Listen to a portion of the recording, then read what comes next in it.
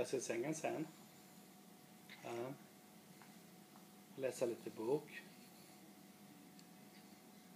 Ska Lukas sova?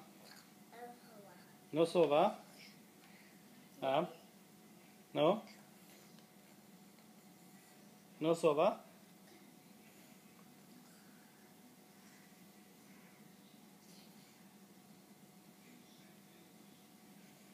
Ska vi gå och sova sen, Lukas?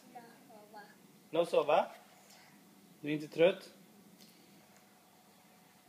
Inte trött?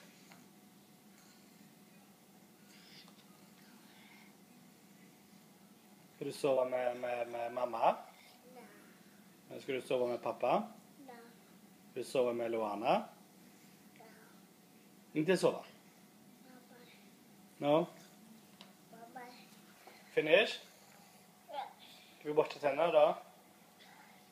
Kom, vi ska gå och borsta tänderna, okej? Okay? Puss. Puss.